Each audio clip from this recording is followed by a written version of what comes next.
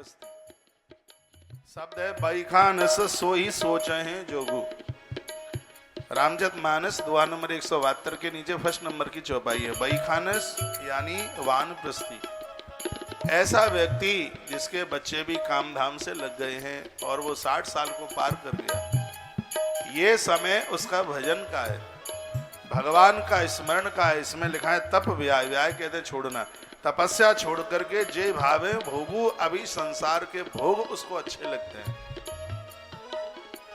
तो उसकी मौत पर सोचना चाहिए। इसका जन्म क्यों हुआ है, इसका जन्म नहीं होना चाहिए था। बाल पक गए, बच्चों को भी बच्चे हो गए, अब तो पति और पत्नी को दोनों को भजन करना चाहिए। बच्चे भी ये कहें कि हमारे मम्मी पापा कितने भजनानंदी है, अब उनको दुनियादारी से कोई मतलब नहीं है। आज की स्थिति तो ऐसी है, बेटा को चाहिए तकिया 1 और पापा को चाहिए तकिया 2।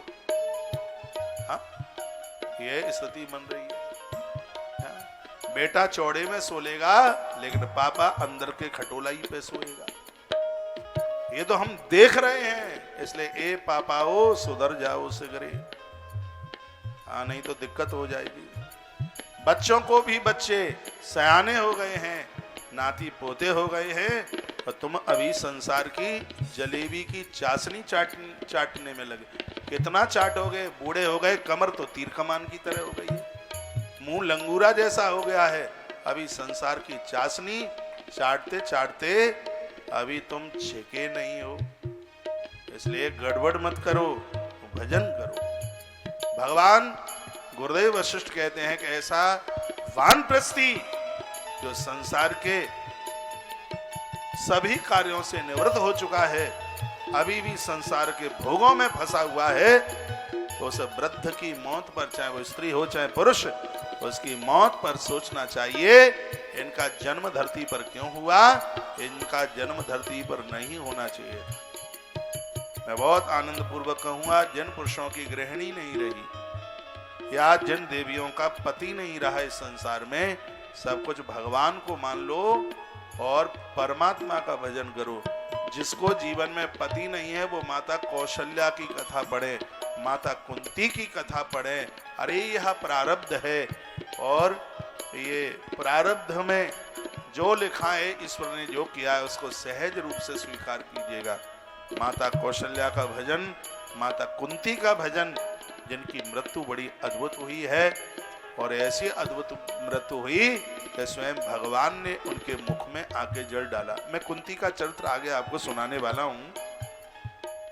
तो अब जो हुआ है तो हुआ है, आप क्या पुराना सब याद करते करते बैठ बैठ करके आप रोते रहते हैं। ईश्वर को मानिए, उसको स्वीकार कीजिए और संसार के ये जितने भी भोग हैं, अब तो रोटी मिल जाए तो मिल जाए, नहीं जो ही राम सोई राम। भजन कीजिए, तीर्थों का सहारा लीजिए, इसी में आनंद है।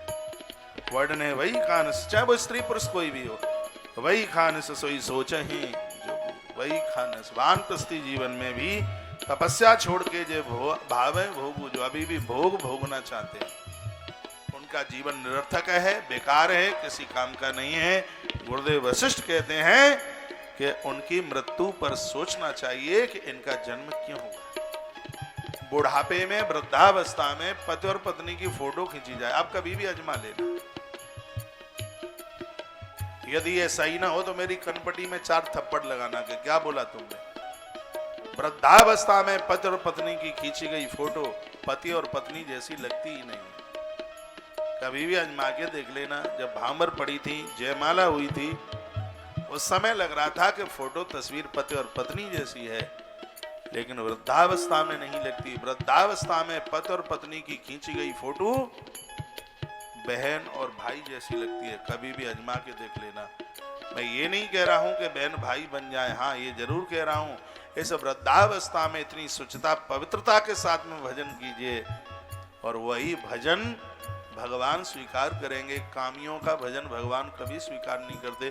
जो पूरे के पूरे लेसे लेसाए हों, आप मुझे बताइए, पूरे के पूरे कीचड़ में बिगड़े हुए हैं और तुम तो उसे अपनी रसोई में भी घुसने नहीं दो।